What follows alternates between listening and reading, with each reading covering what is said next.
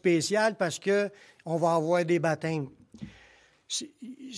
Comme qu'on le sait, des baptêmes, ça représente que des gens qui ont donné leur vie au Seigneur, qui sont engagés à le suivre. Mais aujourd'hui, on va regarder certains passages des Écritures qui parlent à propos du baptême.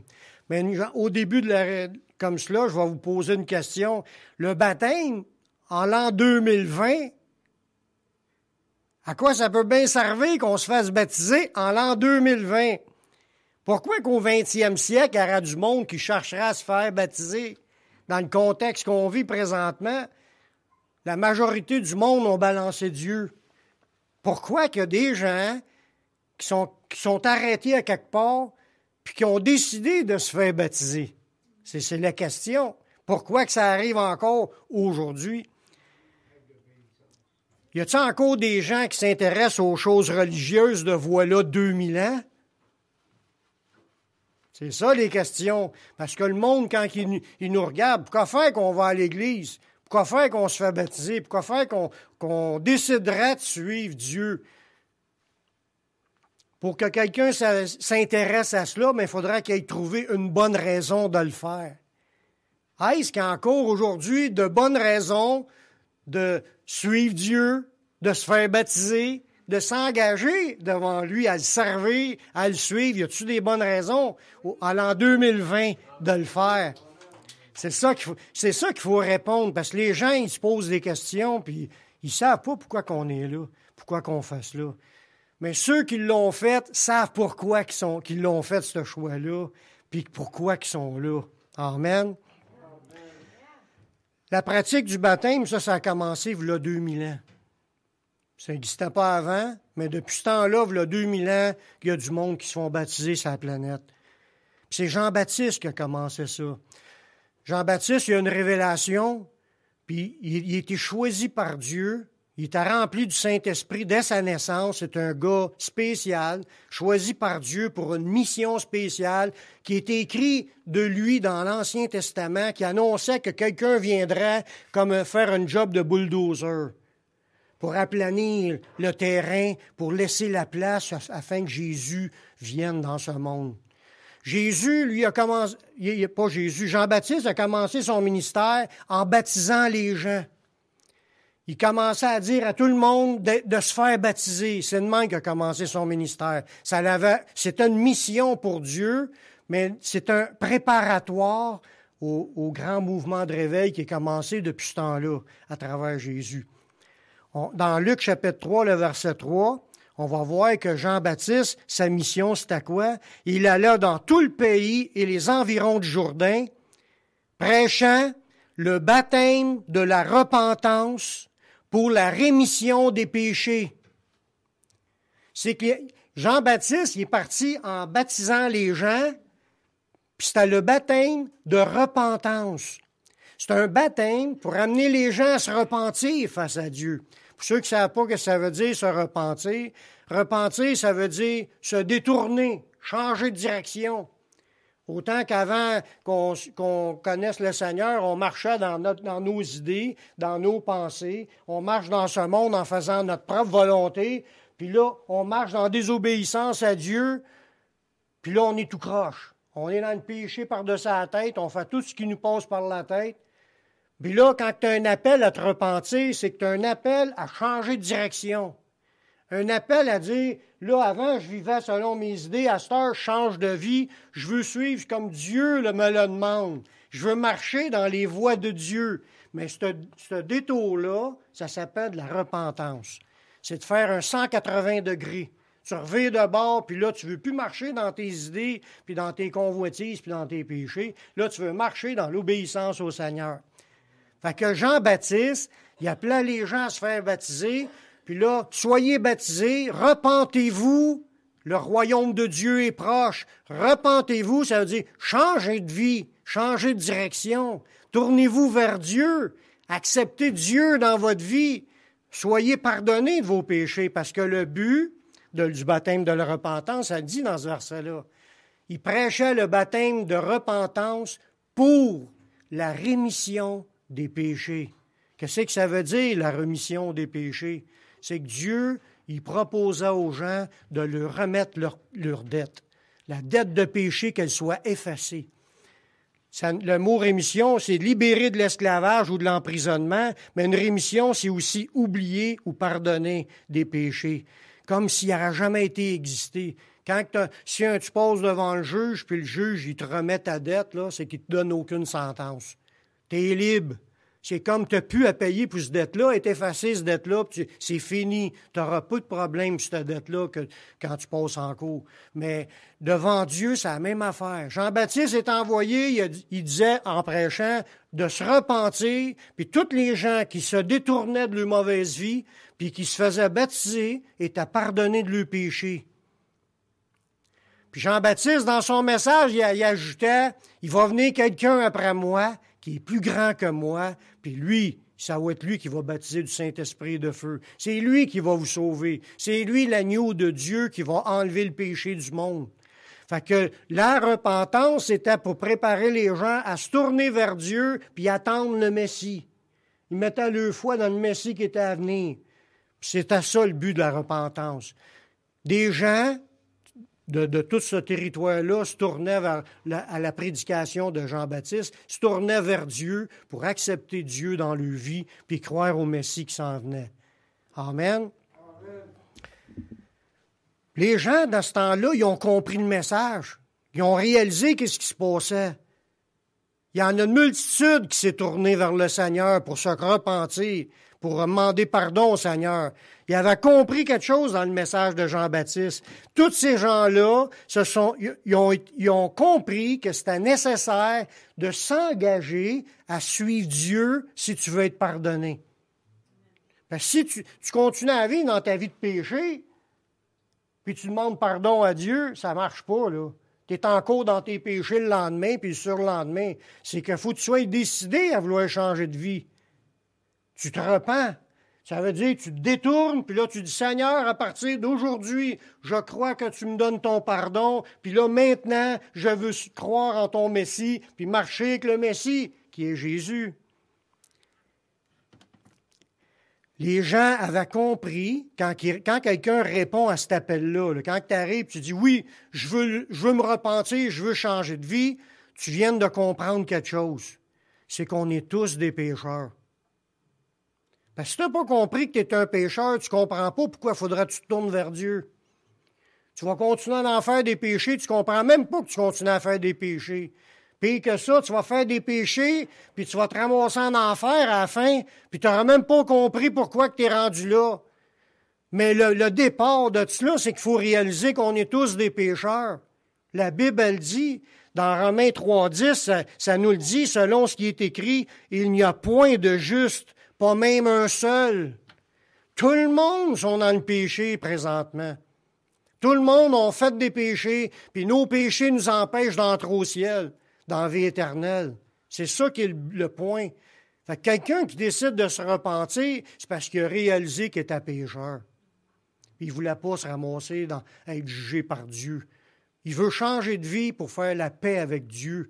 Se tourner vers Dieu en demandant pardon à Dieu, parce que les gens qui se repentaient, ils avouaient qu'ils étaient pécheurs, puis là, ils mettaient leur foi dans le Messie qui s'en venait, le Messie qui était pour enlever les péchés de tout le monde, puis là, ils se repentaient, puis là, ils s'engageaient à suivre le Seigneur. C'est ça le chemin de la nouvelle vie que Dieu nous donne en Jésus. Parce qu'il y a des conséquences graves à cause des péchés qu'on pratique, même quand tu es chrétien. La Bible a dit que tout le monde a péché, puis ça fait qu'on est privé de la gloire de Dieu. C'est écrit dans Romains 3, le verset 23. Tous ont péché et sont privés de la gloire de Dieu. Si on veut rentrer dans la présence de Dieu pour l'éternité, c'est là où ce qui est sa gloire. On va rencontrer Dieu, on va le voir de nos yeux, on va être au ciel, on va être dans sa présence. Mais pour y arriver, il faut que tu règles le problème de tes péchés. Il faut que ça s'en vite dans ta vie. Il n'y a pas d'autre moyen que d'entrer. Même si tu pratiqueras une religion, puis tu seras à ton église à tous les jours, ça ne pardonne pas les péchés qu'on a faits à Dieu. Ce que les humains ont besoin, c'est un pardon qui vient de Dieu. Parce que quand on a péché contre Dieu. Ça arrive qu'on fait du mal à notre prochain. Dans ce temps-là, il faut aller voir notre prochain puis demander pardon à notre prochain. Mais des péchés qu'on parle là, c'est les péchés qu'on a faits à Dieu. Puis il y a un seul moyen que Dieu nous a donné pour qu'on puisse être pardonné, puis c'est à travers son Fils Jésus-Christ. Le péché, c'est tellement grave. C'est tellement grave que la Bible elle dit que Dieu va punir le péché. Puis ça nous dit aussi qu'il va punir le péché par la mort éternelle. Ça nous dit dans Romains 6, 23, le salaire du péché, c'est la mort. Même si tu es vivant aujourd'hui, on ne parle pas de la mort physique, tout le monde va mourir physiquement. Mais on parle de la mort éternelle, de la mort qui est d'être séparé d'avec Dieu pour l'éternité, être rejeté de la présence de Dieu. Le salaire du péché, si on reste dans le péché, puis qu'on aime le péché, puis qu'on veut faire du péché, on veut garder le péché, mais on va récolter un salaire. Ce salaire-là, c'est la mort. Puis je ne crois pas qu'on veut se rendre là. Je crois qu'on veut être sauvé et qu'on veut changer de vie. C'est pour ça que Dieu nous a donné son Fils Jésus, pour qu'on puisse être pardonné. Si on continue dans ce verset-là, c'est ça qui est le beau de la bonne nouvelle, parce qu'on parle souvent de l'Évangile. Le mot Évangile veut dire bonne nouvelle. C'est quoi la bonne nouvelle du Nouveau Testament? Mais la bonne nouvelle, c'est que même si on a fait des péchés, on est dû pour la mort, mais le don gratuit de Dieu, c'est la vie éternelle en Jésus-Christ notre Seigneur. C'est que Dieu nous a envoyé le seul moyen pour qu'on puisse être pardonné. Ce moyen-là, c'est son Fils Jésus. Dans Jean 3,16, ça dit « Dieu a tant aimé le monde qu'il a donné son Fils unique afin que quiconque croit en lui ne périsse pas, mais qu'il ait la vie éternelle. » Voyez-vous, là, on commence à découvrir, là, c'est quoi pourquoi que le monde se ferait baptiser à l'an 2020? Pourquoi on accepterait de se tourner vers Dieu? Mais c'est parce qu'on a compris quelque chose. Jésus est venu il y a 2000 ans, puis on ne peut pas nier cela. Il y a des faits historiques qui sont écrits dans des livres que les historiens de ce temps-là, qui n'étaient pas chrétiens, qui ont écrit à propos de l'histoire de Jésus. Mais encore plus que ça, on a encore les écrits de Jésus qui sont écrits dans le Nouveau Testament, qu'on a des mains aujourd'hui. On peut lire le Nouveau Testament, voir l'enseignement de Jésus, puis comprendre profondément ce que Jésus a dit à propos d'être sauvé, d'aller dans la vie éternelle. En passant, tout le monde va vivre l'état éternel, mais ce ne sera pas tout le monde qui va être dans la vie éternelle. Être dans la vie éternelle, c'est avec Dieu. Mais la Bible parle aussi de la mort éternelle, qui est le salaire du péché. Que si on rejette le seul moyen que Dieu a donné pour être pardonné, si on dit « Moi, je n'ai pas besoin de ça, je m'occuperai de ça plus tard si j'ai le temps » ou « Achale-moi pas avec ça », peu importe comment est-ce qu'on réagit face à Jésus. Si on ne l'a pas reçu, on meurt dans nos péchés, puis après ça, c'est le jugement qui nous attend par Dieu. Après la vie, ils tous vont ressusciter, on va tous comparaître devant Dieu, sauf que ceux qui sont sauvés, ils vont rentrer dans la vie éternelle, puis les autres vont être rejetés de Dieu éternellement. Mais Dieu, il a une bonne nouvelle, il veut nous donner un cadeau gratuit en Jésus. Le cadeau d'avoir la vie éternelle, c'est un cadeau qu'il nous donne. On ne l'avait pas avant de recevoir Jésus. C'est quand on se repent, qu'on change de vie, que là, il nous donne Jésus, puis qu'on est pardonné, puis qu'on peut avoir l'assurance qu'on a la vie éternelle. On a de l'avenir devant nous. Oui, peut-être sur la terre, il ne me reste pas grand temps à vivre, mais après ça, il en reste longtemps à vivre. Une vie sans fin. Avec le Seigneur et avec tous ceux qui vont être sauvés. Puis il va en avoir des milliards. Il ne faut pas manquer cela. C'est comme s'il y avait un autobus à prendre. Ne manque pas cet autobus-là. Il n'y a rien qu'un autobus qui se rend là. Rentre dedans, c'est Jésus qui est cet autobus-là qui nous amène au ciel. Le sacrifice de Jésus, parce que Jésus, quand il est mort sur la croix, là, c'était pas pour lui, c'était pas à cause de lui. Il aurait pu éviter la croix. Il aurait pu dire, moi, je n'ai pas besoin d'aller mourir à la croix. Moi, il aurait pu, s'il voudrait, à l'autre ligne, qu'il fait un battement de doigts, puis s'en allait direct au ciel. Puis il l'a montré, ça, quand il a monté sa montagne, ceux qui se rappellent du passage, que Jésus était transfiguré. Il était transformé dans son corps qu'il était pour avoir dans le monde. Il est devenu lumineux, puis il parlait avec Moïse et Élie, qui étaient deux personnes qui étaient sauvées. Il aurait pu partir. Il aurait pu s'en aller. Il était déjà dans la présence de son Père, pleinement sauvé. Jésus a toujours été le sauveur, qui n'a pas besoin de sauveur. Il n'a jamais fait de péché. Il aurait pu s'en aller, mais s'il a décidé de rester, ils ont parlé plutôt de comment est-ce qu'il devait quitter Jérusalem, comment est-ce qu'il devait vivre son passage de mourir sur la croix. Ça avait un but, c'était annoncé dans les écrits dans l'Ancien Testament. C'est une mission de Jésus d'aller à la croix, puis lui, il n'avait aucun péché, puis il a décidé d'aller à la croix pour payer pour les péchés de tout le monde. Il a pris notre place. Le salaire de mes péchés méritait la mort, mais Jésus, il n'a fait aucun péché, puis il a décidé de subir la mort à notre place. Il est notre substitut.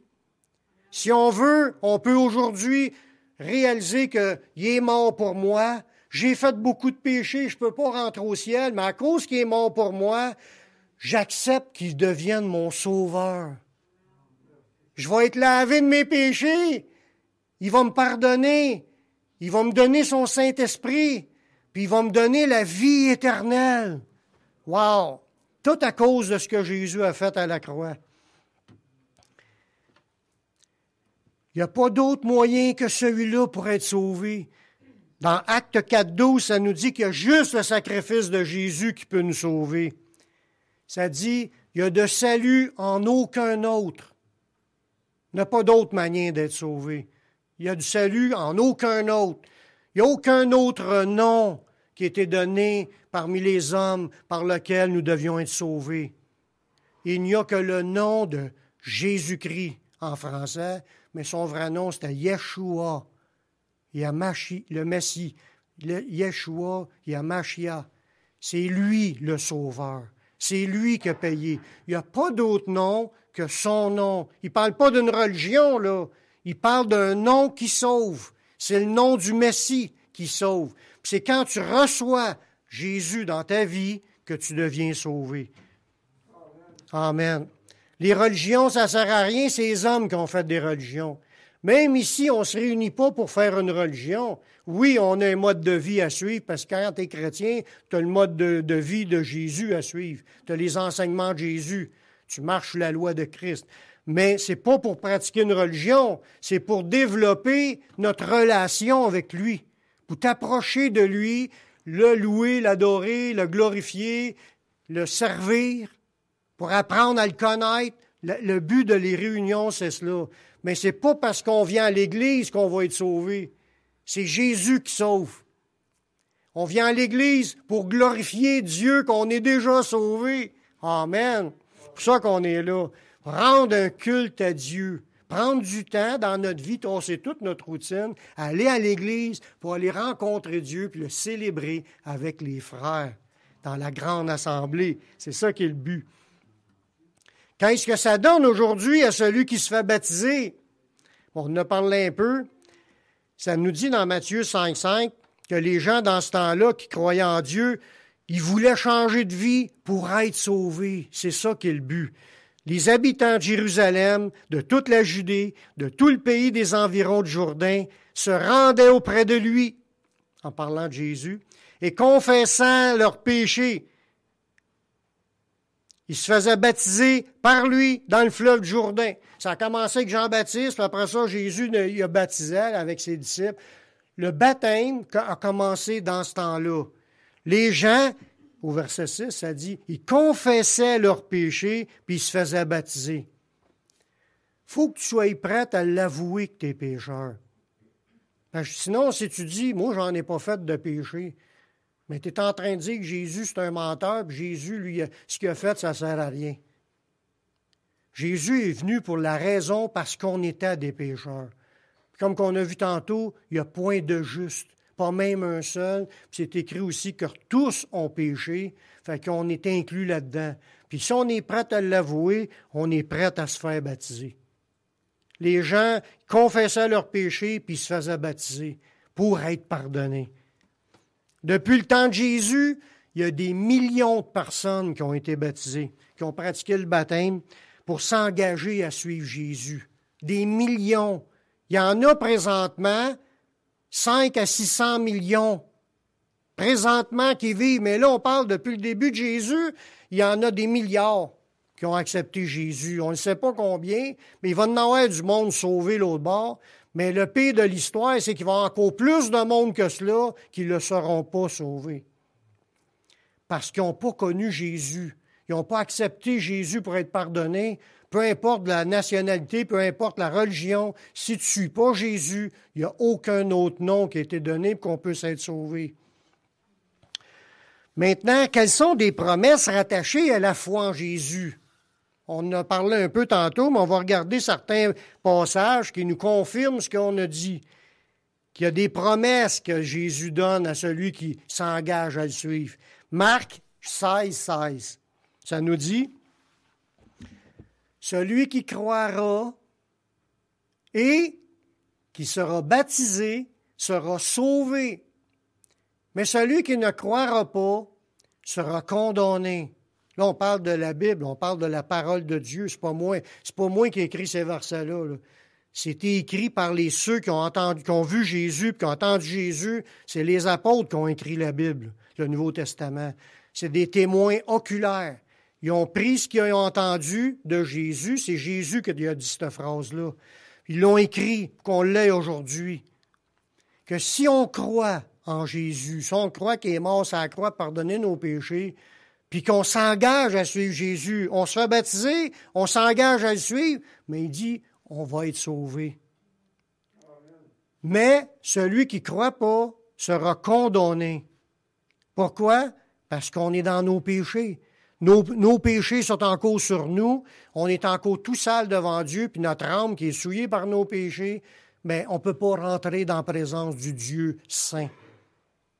Il faut absolument passer par cette purification-là en croyant puis en s'engageant à suivre Jésus en se faisant baptiser.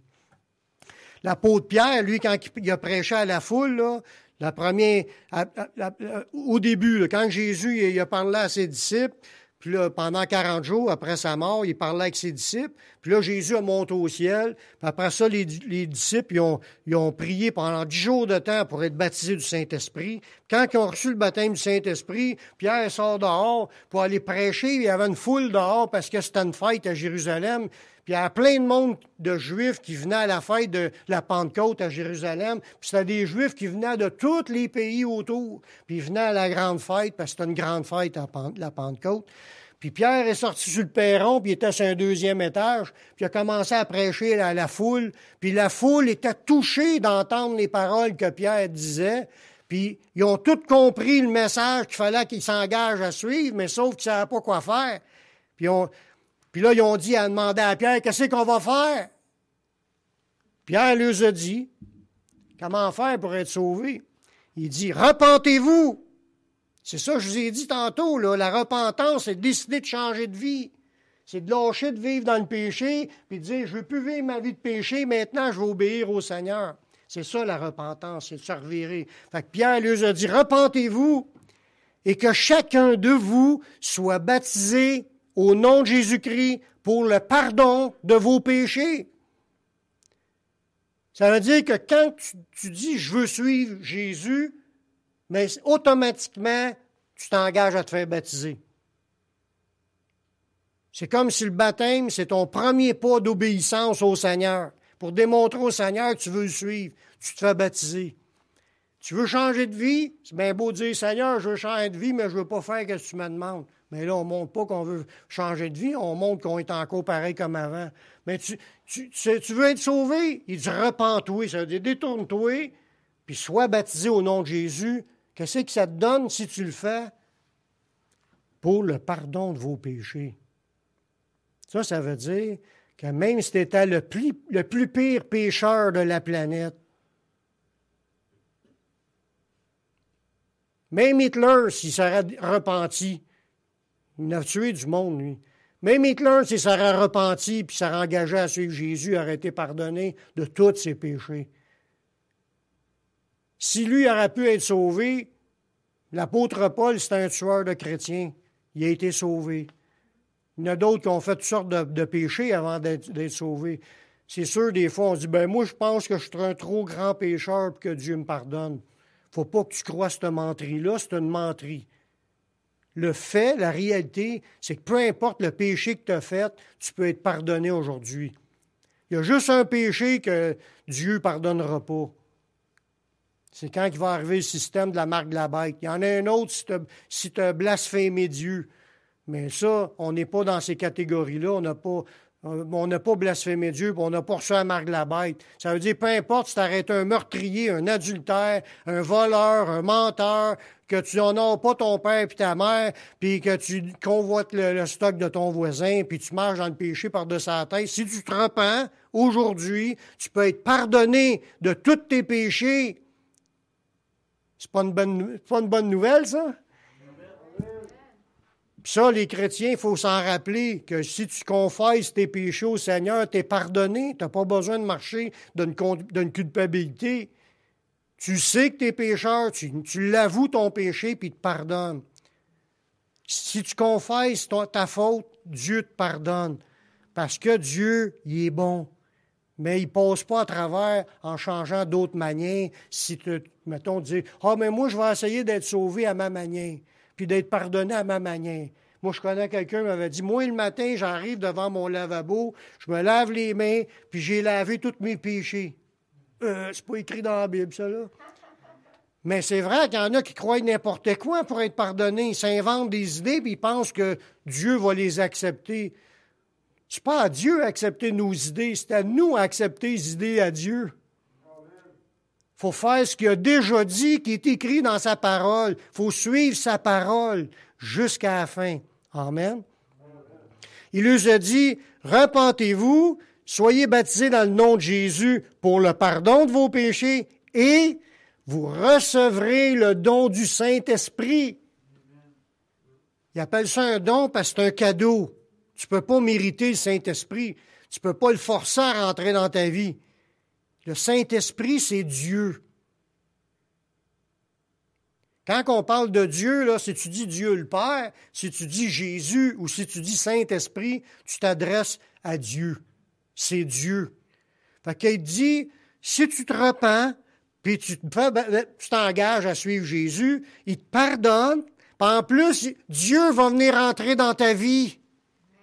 Puis ta vie va changer par la présence de Dieu qui est là, parce que tu t'es engagé à suivre Jésus. C'est-tu pas beau comme promesse? On se demandait tout à l'heure la question, y a-t-il une bonne raison pour laquelle quelqu'un décidera de se faire baptiser à l'an 2020? Il y en a des bonnes raisons. On veut être pardonné, on veut avoir la vie éternelle, on veut avoir le Saint-Esprit, on veut être sauvé. Ça, on s'engage à suivre. Le Seigneur, y a-tu de quoi de plus grand comme promesse? Même si quelqu'un vous dit, demain, là, tu vas avoir le ticket de gagnant pour gagner 1 million. C'est rien comparé à dire que tu as la vie éternelle. Qu'est-ce qu'on est prêt à donner en échange pour avoir la vie éternelle? Bien, le Seigneur dit, donne-moi ta vie. Engage-toi à me suivre. C'est pas un gros prix, tu vas juste lâcher ta vie de péché, ta vie de débauche, la vie qui t'emmène dans les temps de feu. Puis là, tu vas dire, tu vas recevoir le pardon, tu vas recevoir la vie éternelle, tu vas recevoir le Saint-Esprit, tu vas être une nouvelle personne. C'est ça qu'on disait au début de la réunion, de naître de nouveau. Tu deviens une nouvelle personne, une nouvelle créature, parce que Dieu est entré dans ta vie. Ça nous dit, au verset 39, « Car la promesse est pour vous, pour vos enfants, puis pour tous ceux qui sont au loin, en aussi grand nombre que le Seigneur notre Dieu les appellera. » Cette promesse-là d'être pardonné, puis de recevoir le Saint-Esprit, avoir la vie éternelle, mais c'est à tout le monde, à nous, à nos enfants, puis à tous ceux qui sont autour. On est dans les plus loin, là, on est dans la fin des temps, puis on est ici à Beauharnois, complètement à l'opposé de Jérusalem. Fait qu'on est les plus loin qu'il ne pouvait pas y avoir au Québec. Mais la bonne nouvelle est venue jusqu'ici, puis on peut être sauvé aujourd'hui, puis on l'a déjà reçu, puis on invite tout le monde autour à le recevoir, d'être sauvé, d'être pardonné, d'avoir la vie éternelle. On a les plus précieuses promesses qu'on ne pourra pas trouver ailleurs. Merci Seigneur. Puis Dieu continue à en appeler d'autres, comme il y en a d'autres qui ont compris, puis ils sont prêts à s'engager à suivre Jésus. Qu'est-ce le baptême? Mais le baptême chrétien, c'est un rituel. Veut pas, c'est une chose qu'on répète, qu'on fait comme un rituel à tout le monde. Tous les chrétiens ont passé par là. C'est commandé par Jésus d'être baptisé. Puis on confesse nos péchés, puis là, on se fait rentrer dans l'eau. Parce que le mot baptême veut dire immersion. C'est pas aspersion. Comme que des religions font, ils garochent 2-3 gouttes d'eau dans la face. Ça, c'est une aspersion. Jésus, ce qu'il demande, c'est un baptême. Ça veut dire immersion. Dans l'eau complète. Il y a d'autres passages qui disent que Jean-Baptiste, lui, baptisait à Hénon, près de Salim, parce qu'il y avait là beaucoup d'eau. Il aurait pu baptiser n'importe où avec un verre d'eau. Mais c'est pas ça. Il allait dans la rivière où il y avait beaucoup d'eau pour plonger les gens dans l'eau, comme ça serait un sous-marin qui descend dans l'eau. C'est ça qu'il y en a qui vont faire le sous-marin tantôt. On va les descendre dans l'eau complète. Puis ils vont être baptisés. C'est ça que ça veut dire. Ça veut dire immersion. On a tous passé par là. On ne les reste pas longtemps. Le baptême par lui-même, ce qu'il faut comprendre, le baptême par lui-même, il ne sauve pas. C'est pas le baptême qui va vous sauver. Tu peux avoir été baptisé 50 fois puis pas être sauvé. Si tu ne crois pas dans ton cœur, c'est-à-dire, on a vu, si tu crois, celui qui croira et qui sera baptisé. Si tu ne crois pas, ça ne sert à rien. On avait tous été baptisés à naissance par une religion, parce qu'on l'a vu au Québec. Ça ne sert à rien, ce baptême-là, on ne croyait pas. Premièrement, ce n'était même pas un baptême, c'était une aspersion. Mais ce qu'on a vécu, ça ne sert à rien. Mais le jour qu'on a compris, par exemple, que Jésus est mort pour pardonner nos péchés, puis on se repent, puis on se détourne de notre mauvaise vie, puis qu'on accepte Jésus, là, il se passe quelque chose. Tu te fais baptiser dans l'eau, tu t'es vraiment engagé pour être sauvé. Amen. Le baptême, ça ne sauve pas, mais c'est un acte d'obéissance quand même. Ça, c'est comme si tu démontres ton engagement. C'est ton premier pas d'obéissance. Tu démontres ton engagement à Dieu. Puis c'est l'engagement à Dieu qui va te sauver. Parce que tu peux croire que Jésus est mort pour pardonner tes péchés. Tu peux y croire, puis pas le recevoir. Tu peux y croire, pas vouloir être engagé. Tu ne seras pas sauvé. Ça prend plus que ça. Il faut que tu y crois, puis il faut que tu veuilles changer de vie. Puis là, tu t'engages à le suivre. C'est là que tu vas être sauvé. C'est quand tu suis le Seigneur, c'est l'engagement qui fait que tu es sauvé. C'est un engagement de vivre d'une bonne conscience envers Dieu. C'est écrit dans 1 Pierre 3, 21. Dans ce contexte-là, ça nous parle que c'est un exemple, le baptême avec l'arche de Noé. Quand la terre est ensevelie d'eau, puis là, il parle de l'arche de Noé, puis après, il dit cette eau, c'est une figure du baptême. Quand l'eau avait couvert la planète au complet. C'est pas une purification des souillures du corps, fait que le baptême, c'est pas de nous purifier. Le baptême ne purifie rien. Il ne sauve pas le baptême. Mais c'était l'engagement d'une bonne conscience envers Dieu. C'est parce que tu t'engages à marcher droit avec le Seigneur, c'est ça qui va te sauver. Tu crois au Seigneur, puis tu veux le suivre. C'est ça qui sauve. Puis, et maintenant, vous sauve, vous aussi, par la résurrection de Jésus. C'est la résurrection de Jésus qui nous sauve. C'est son sang qui a été versé à la croix qui nous sauve. C'est son sacrifice qui nous sauve. C'est pas le baptême. Fait que si un jour, on demande à quelqu'un qui s'est fait baptiser, on dit, pourquoi faire tu fais baptiser? Bien, parce que je crois que Jésus est mort pour pardonner mes péchés. C'est ça qui est le but. Pas parce que j'ai pratiqué le baptême puis je me suis fait baptiser 50 fois, ça ne sauve pas personne. C'est parce qu'on croit que Jésus est mort pour pardonner nos péchés, puis là, maintenant, je veux le suivre, je veux le servir. C'est ça qui fait que tu es sauvé. C'est une prise de position publique, le baptême. C'est comme si tu veux montrer à tout le monde que tu t'es engagé à suivre Jésus. Tu le démontres publiquement. Dans ce temps-là, c'est la même chose qu'on devrait faire aujourd'hui. Ça dit dans Actes 2, 41, « Ceux qui acceptèrent sa parole feu baptisé. T'attends pas 5 ans avant de te faire baptiser. Tu as juste besoin de comprendre un peu. Là, on fait un petit cours de préparation au baptême qui dure 1 heure. On explique des versets comme que je suis en train de faire là. Puis vous pourriez tous vous faire baptiser à la fin de la prêche si vous êtes repentant. Mais vu que vous l'avez déjà été baptisé, on ne vous rebaptisera pas une deuxième fois. Mais l'idée, c'est, si vous comprenez à quoi ça sert le baptême, c'est pour démontrer à tout le monde que tu veux suivre Jésus, bien, tu es prêt à te faire baptiser si tu es prêt à suivre Jésus. Ça veut dire qu'il pourrait y avoir du monde dans la salle aujourd'hui, là, qui viennent de catcher, puis viennent de comprendre, bon, c'est pour ça qu'il faut que je suive Jésus, pour être sauvé, avoir le pardon de mes péchés, avoir la vie éternelle, recevoir le Saint-Esprit, puis si vous réalisez ça, que vous êtes prêts à le suivre, là, vous pourriez vous faire baptiser aujourd'hui même avec les autres. Amen. Ça dit que cette journée-là et ce jour-là, le nombre des disciples augmenta de 3000 âmes. 3000 personnes qui se sont faites baptiser cette journée-là. Ça devait être super à voir.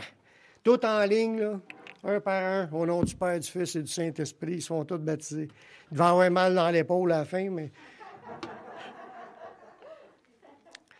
Le baptême, c'est le commencement de l'obéissance envers Dieu. Ça doit être pratiqué au début de la nouvelle vie avec Jésus. Comme je disais tantôt, pas besoin d'attendre. Tu viens de l'accepter, tu veux être sauvé, tout de suite, tu peux déjà être baptisé. On voit un exemple de ça dans Actes 8, 36 à 38. Il y avait un évangéliste qui était en train d'évangéliser, puis là, il était conduit par le Seigneur à aller dans le désert.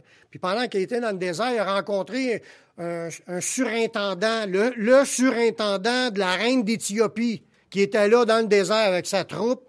Puis il était assis dans un char, puis lui était conduit par le Seigneur à se rendre là. Puis quand il est arrivé là, il était en train de le voir, en train de lire la Bible. Puis là, il a dit, « Tu comprends-tu ce que tu lis? » Il dit, « Comment je pourrais comprendre si personne ne me guide? » Puis là, il l'a invité à rentrer, à s'asseoir avec lui. Puis là, il a commencé à y expliquer ce qu'il était en train de lire. Puis là, il a compris que Jésus, c'était le Sauveur. Puis il voulait se faire baptiser. Le gars était prêt à accepter Jésus tout de suite, là. Il venait de l'entendre la première fois. Puis tout de suite, il voulait se faire baptiser.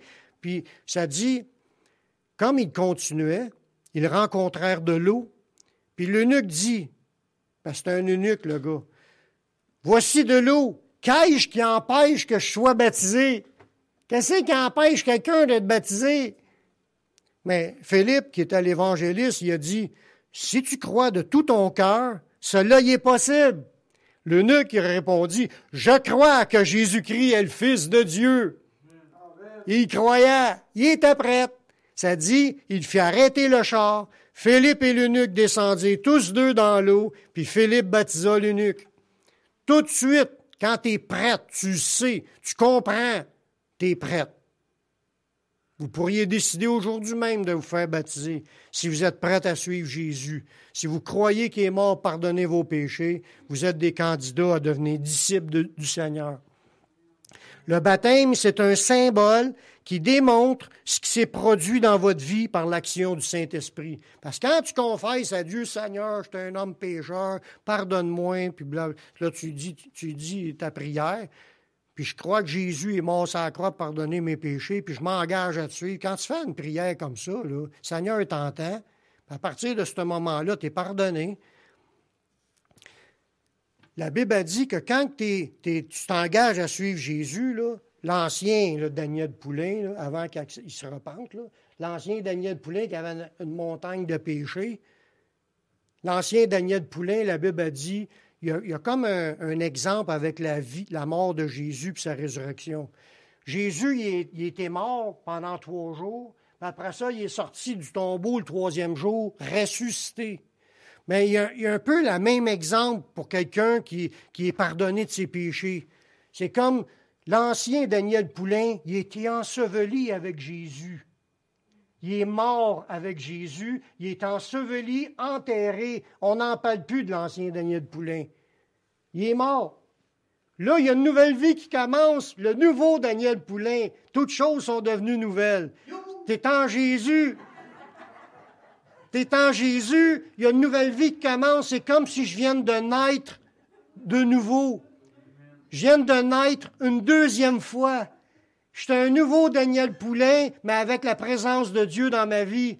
Il n'y a plus aucun péché sur le coup, là. C'est sûr que le lendemain, je vais peut-être en refaire d'autres. Pas peut-être, c'est sûr, j'en refais d'autres, mais je vais continuer à demander pardon à chaque jour. Mais je demeure sous le sang de Jésus parce que je demande pardon, puis je reste en lui, je reste connecté, il continue à nous pardonner. Mais là, l'ancien Daniel Poulain, il est enseveli avec Jésus, puis on est ressuscité en nouveauté de vie. Mais le baptême, ça représente cet exemple-là. Quand on coule la personne au fond de l'eau, c'est quand elle est au fond de l'eau, c'est comme c'est enterré avec Jésus. Quand on la sort de l'eau, c'est comme ça vient d'être une nouvelle personne. Le baptême lui-même, il ne sauve pas. C'est comme, pas une parabole, mais c'est un exemple ou une comparaison avec notre mort en Jésus puis notre résurrection.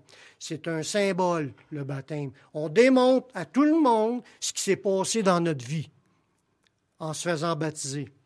Je le répète encore, ce n'est pas le baptême qui sauve, c'est l'engagement de suivre Jésus qui nous sauve. Fait qu'il y a un verset qui nous dit dans Romains 6,4, « Nous avons donc été ensevelis avec Jésus par le baptême en sa mort, puis afin que comme Christ est ressuscité des morts pour la gloire du Père, de même nous aussi nous marchons en nouveauté de vie. » Il y a une nouvelle vie qui vient de commencer. Fait que les gens qui vont se faire baptiser, ils vont vous montrer publiquement qu'ils sont déjà des morts en Jésus et ressuscités par Jésus. C'est dans une nouvelle vie, ils sont nés de nouveau. Puis comme on l'a chanté le premier chant, il faut naître de nouveau si tu veux entrer dans le royaume de Dieu. Il faut passer par là, c'est Jésus qui dit ça. Je n'ai pas lu ce passage-là, mais vous pourrez aller le lire dans Jean chapitre 3, le verset 3 à 5. Je finis avec un dernier verset, puis après ça, on va passer au baptême.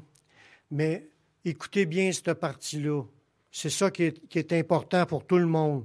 Comme je vous disais tantôt, tous ont péché. Mais là, maintenant, je vous dis tous, même les gens du 21e siècle, tous sont appelés à la repentance. Dieu veut sauver tout le monde. Mais tu ne seras pas sauvé malgré toi. Il faut que tu en fasses le choix. Dieu n'a pas forcé personne, puis il ne forcera pas personne. C'est une décision qu'on a à prendre. Quand on le sait, on le comprend, on a des actes, des actions à faire, il faut se décider. Comme le chant nous dit dans un autre chant, « Moi, j'ai décidé de suivre Jésus. » C'est une décision.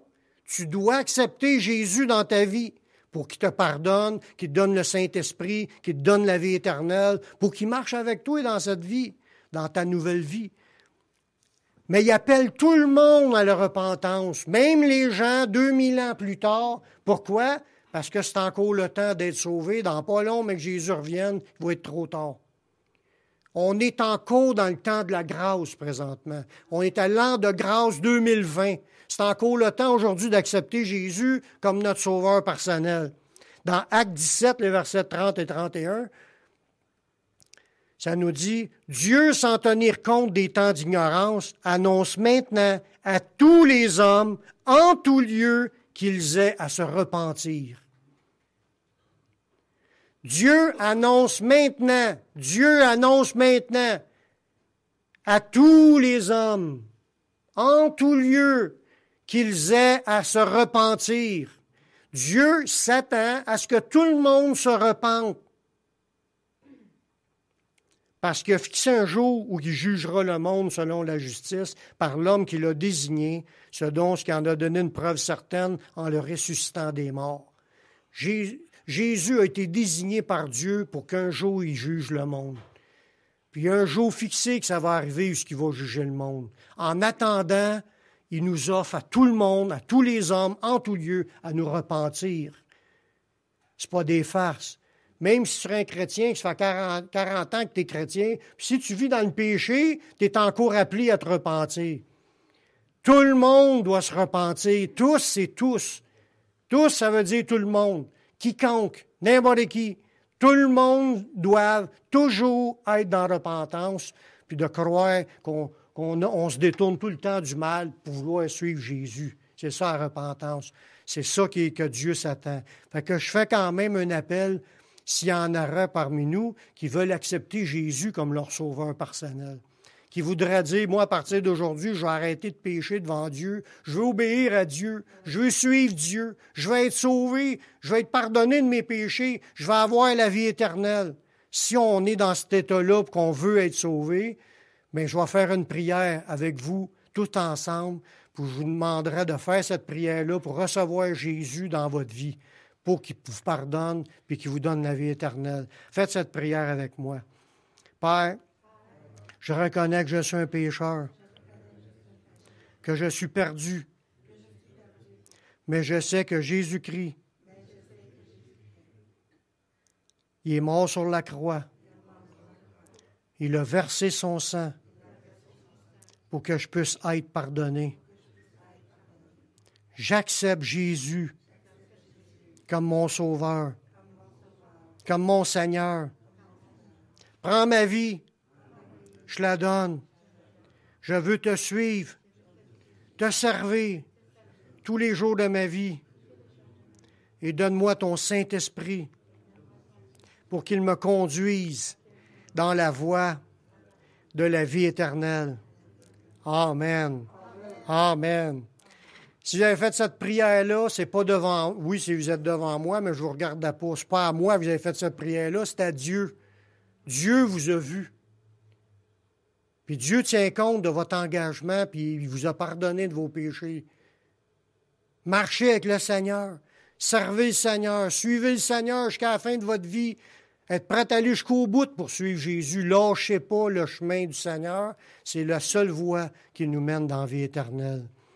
Si vous avez fait cette requête, si vous avez fait cette prière-là, levez votre main. Puis, si vous voulez vous faire baptiser, mais demandez-le, on va vous baptiser avec les autres. Il n'y a pas de problème. Ou si vous ne voulez pas attendre une autre journée, pas de problème. Mais engagez-vous à suivre le Seigneur. Amen. Aujourd'hui, on a un beau spécial, c'est qu'on va faire 2 baptêmes devant vous. On va essayer de respecter les consignes du gouvernement en même temps.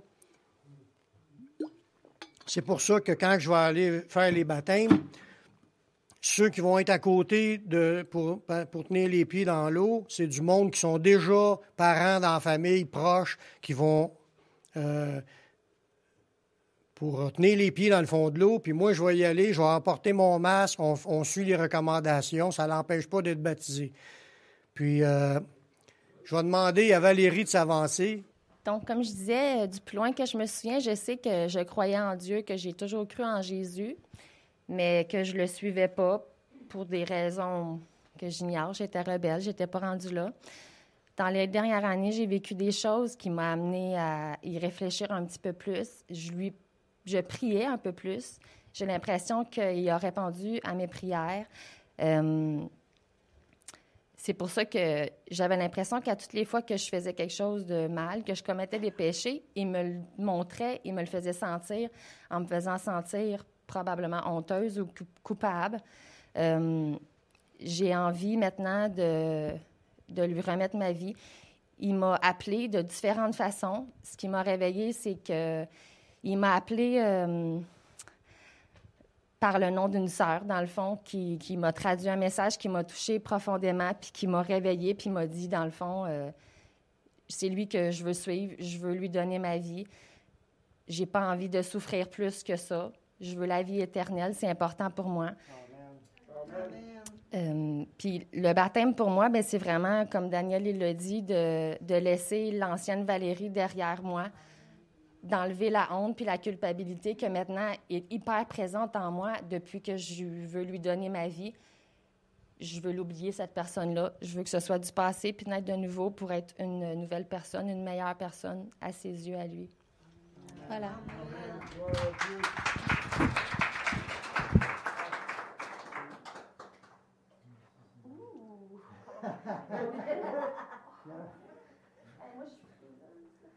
tu vas t'asseoir dans l'eau. Tu peux tenir sur le bord. Puis Steve, tu vas tenir. Prends ton temps.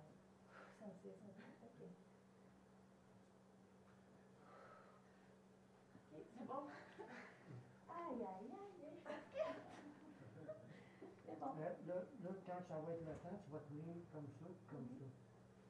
OK?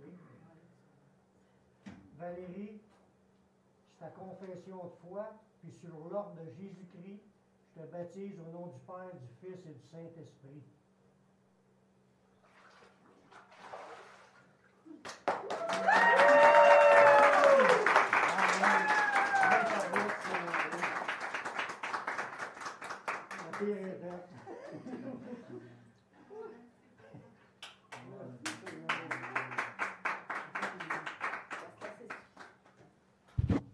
Tu peux marcher sur le tapis caoutchouté. Pas grave, ça va sécher.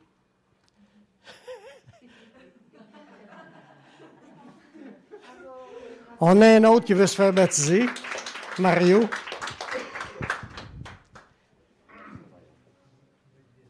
T'es-tu déjà changé? Tu gardes tes jeans? Je garde mes jeans, j'ai d'autres choses. Hein? Ouais, je garde T'en as-tu de rechange? OK. Les lingettes désinfectantes sont dans la salle de bain parce que tu passes sur le micro. Ouais, mais là, j'en ai pas. Il y en a dans la toilette des hommes. Ton cellulaire? Celui-là,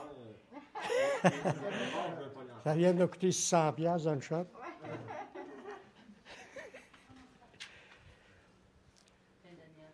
Mario, dans une seconde, on va juste, à tous les fois, on va prendre le désinfectant.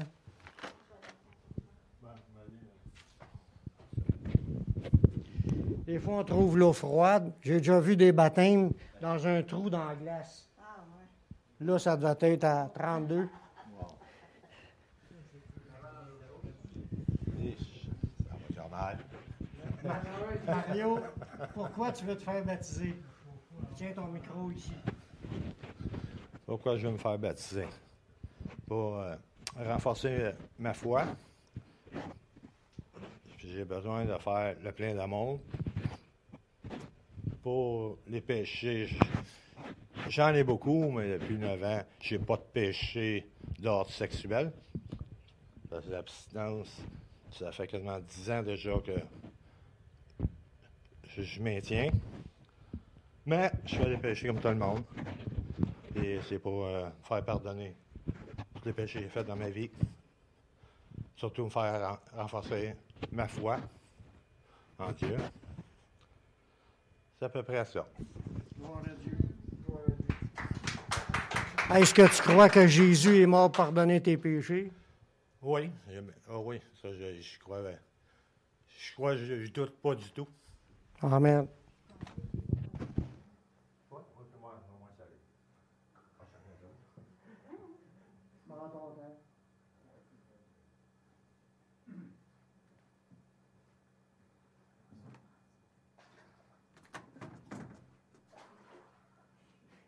Tranquillement.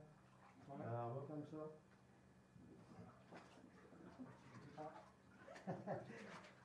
Quand ça va venir le temps, tu tiens le nez, puis moi je vais te les plis. Les pieds, c'est elle qui les tient.